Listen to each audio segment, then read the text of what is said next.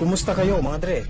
Welcome sa Rai TV. Naaalala nyo pa ba ang sikat na kontrabida aktor na ito? Alam kong pamilyar kayo sa kanyang muka dahil madalas natin siyang mapanood sa mga tinangkilik nating pelikulang aksyon noon. Ngunit alam nyo ba ang kanyang tunay na pangalan at pagkatao sa likod ng kamera? Tara na't samahan nyo akong alamin sa video na ito. Ngunit bago yan ay inaanyayahan po namin kayong pindutin ng like, subscribe at bell icon para lagi kayong updated sa mga kwentong gaya nito. Lahat na halos ng sikat na action stars ay nakasama na sa pelikula ng aktor na tampok natin ngayon. Isa siya sa mga madalas na kunin upang gumanap na kontrabida dahil sa kanyang natural at husay sa pag-arte. Madalas niyang gampanan ang pagiging isang pulis na lingid sa kaalaman nating lahat ay propesyon niya sa tunay na buhay. Tama ang inyong narinig mga dre. Siya si Police Senior Inspector George Laurente ng WPD Manila's Finest na mas nakilala natin bilang si Jim Rosales. Si Tata Empen ay ipinanganak noong July 4,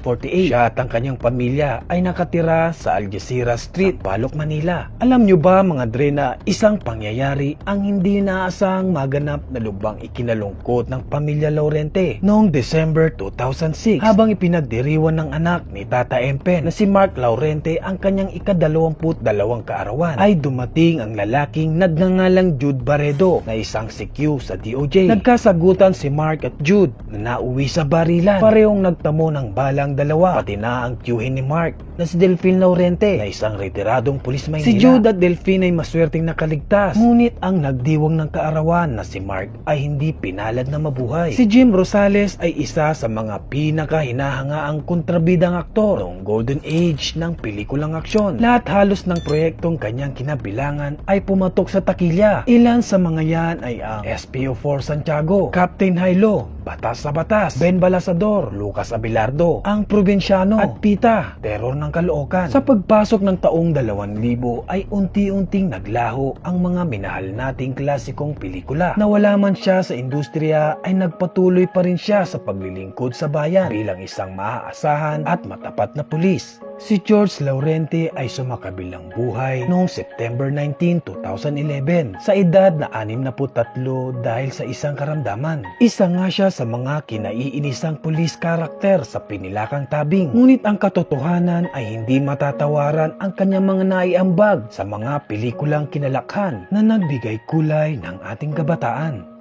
Bago ko tapusin tong video ay nais ko lang magpasalamat sa mga masusugid na tagapanood ng Rai TV. Shout out kina Shy Heart Explorer, Jovi Libres, Marvin Gabatan, Decoy TV, Johnny Silang, Tof Swertes Vlogs at Kabalen Mix Vlogs ng Honolulu, Hawaii. Maraming salamat po sa inyong walang sawang pagsuporta dito sa aming channel. Kung nagustuhan mo ang video na ito ay mag-iwan ng like. Huwag kalimutan mag-subscribe. Paalam.